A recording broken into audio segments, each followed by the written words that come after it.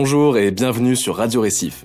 Comme vous le savez, les mois d'octobre et novembre sont l'occasion de grandes campagnes de sensibilisation et de prévention des cancers. Et dans ce cadre, aujourd'hui, EFI est accompagnée de Serge, assistant de service social du travail, et Jeanne, infirmière en santé au travail. Bonjour Victorien. Effectivement, Serge et Jeanne sont avec moi aujourd'hui pour évoquer la question du cancer au travail. Est-ce que vous savez que depuis plusieurs années déjà, l'Institut national du cancer s'est emparé de la question du cancer au travail, notamment au travers de la charte d'engagement Cancer et Emploi. Une charte qui permet aux entreprises qui y adhèrent de disposer de pistes d'action spécifiques et concrètes.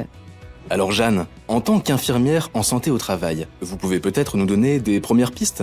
Eh bien, tout d'abord, bonjour à toutes et tous et merci pour cette invitation. En effet, conjuguer maladie et activité professionnelle constitue un défi d'envergure et la prise en compte du cancer dans l'entreprise reste encore à construire. La peur d'évoquer la maladie, le manque de moyens, la méconnaissance des dispositifs aussi existants sont des obstacles qui contribuent à une dégradation de la situation professionnelle des personnes pendant, mais aussi après la maladie. Et quelles en sont les conséquences, Serge ? Alors, mon activité d'assistant de service social du travail me permet de constater fréquemment les conséquences économiques et sociales d'une pathologie telle que le cancer et l'importance, quand c'est possible, du maintien de l'activité professionnelle. Lorsqu'il est souhaité par le salarié et bien géré par l'entreprise, le maintien dans l'emploi améliore considérablement la qualité de vie des malades, les sécurise financièrement et participe au processus de rétablissement. En fait, Serge, si je comprends bien, conserver le lien professionnel à toutes les étapes de la maladie, ça tient une place importante dans la stratégie de prise en charge du cancer et ça aide à mieux vivre ses conséquences. Oui, en effet, EFI, et c'est l'un des grands axes déclinés en 11 engagements de la charte Cancer et Emploi.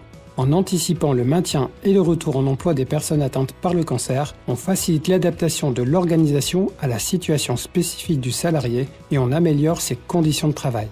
Et ce qui est aussi très important, Serge, pour modifier les préjugés et le rapport à la maladie, c'est d'informer et de former toutes les personnes de l'entreprise afin d'accompagner de manière efficace les salariés touchés par le cancer. Et d'une manière générale, nous savons tous que promouvoir la santé de l'ensemble des salariés peut diminuer leur risque d'être confrontés un jour au cancer. En résumé, si vous êtes concerné directement ou indirectement, et pour vous accompagner dans vos démarches, votre assistant de service social du travail, votre infirmière en santé au travail, tout comme le médecin du travail et les services de santé au travail, sont vos interlocuteurs privilégiés. N'hésitez pas à les solliciter. Eh bien, merci à tous les trois pour cet éclairage sur le sujet cancer et emploi. À bientôt pour une prochaine émission.